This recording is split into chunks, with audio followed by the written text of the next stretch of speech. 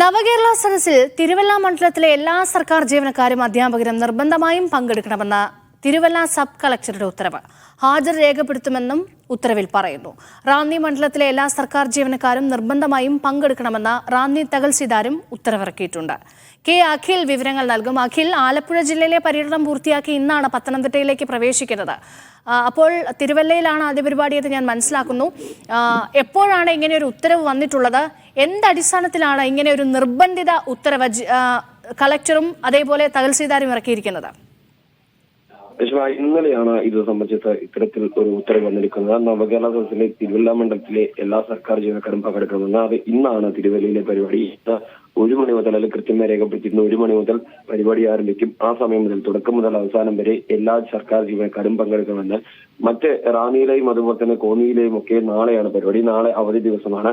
സ്വാഭാവികമായും ജില്ലാ കളക്ടറുമായി നമ്മൾ ഈ കാര്യം ചോദിക്കാനായി ബന്ധപ്പെട്ട സമയത്ത് അദ്ദേഹം പറഞ്ഞത് ഈ നിർബന്ധമായി, അതായത് സർക്കാർ ജീവനക്കാർക്ക് ഇത്തരത്തിൽ ഈ നവകേരള സദസ്സുമായി ബന്ധപ്പെട്ട് ചുമതലകൾ നൽകിയിട്ടുണ്ട്. അതുകൊണ്ട് അവർ പങ്കെടുക്കുമെന്ന് അറിയിപ്പാണ് നൽകിയത്.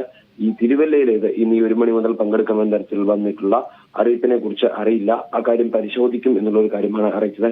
എന്നാൽ നമ്മൾ ഇതുമായി ബന്ധപ്പെട്ട സബ് കളക്ടറെ നിരവധി തവണ ഫോണിൽ ബന്ധപ്പെടാൻ ശ്രമിച്ചിരുന്നു. പക്ഷേ നിരവധി തവണ ബന്ധപ്പെട്ടവും ഫോണിൽ ബന്ധപ്പെടാൻ സാധിച്ചില്ല. ഒരു തവണ ഫോൺ എടുത്തെങ്കിലും തിരിച്ചു വിളിക്കാം എന്നുള്ളൊരു മറുപടിയാണ് നമുക്ക് സബ് കളക്ടറിൽ നിന്നും ലഭിച്ചത്. എന്തായാലും ഇപ്പോൾ ഇത്തരത്തിൽ കൃത്യമായി തന്നെ ഈ സബ് കളക്ടറുടെ ഓർഡറിൽ കൃത്യമായി പറയുന്നുണ്ട് ഇന്ന് പങ്കെടുക്കണം. അങ്ങനെ ഇന്ന് പങ്കെടുക്കുകയാണെങ്കിൽ ഇന്നൊരു പ്രവൃത്തി ദിവസമാണ്. ആ ദിവസം 1 മണി മുതൽ ഉദ്യോഗസ്ഥരെല്ലാവരും നവകേരള സഭയിൽ പങ്കെടുക്കുന്നു എന്നുള്ളത് വലിയൊരു കാര്യം തന്നെയാണ്. കാരണം അതിൽ കൃത്യമായി രേഖപ്പെടുത്തുകയും ചെയ്തിട്ടുണ്ട്. ഈ ഓർഡറിൽ കൃത്യമായി പറയുന്നത്. ഇപ്പൊ എന്ത് അടിസ്ഥാനത്തിലാണെന്ന കാര്യത്തിൽ ഇപ്പോഴും ഒരു വ്യക്തത സബ് കളക്ടർ വരുത്തിയിട്ടില്ല. കളക്ടർ ഈ കാര്യം പരിശോധിക്കാമെന്ന് പറഞ്ഞിട്ടുണ്ട്. രേഷ്മ. ശരി, കെ അഖിലാണ് വിവരങ്ങൾ നൽകിയത്.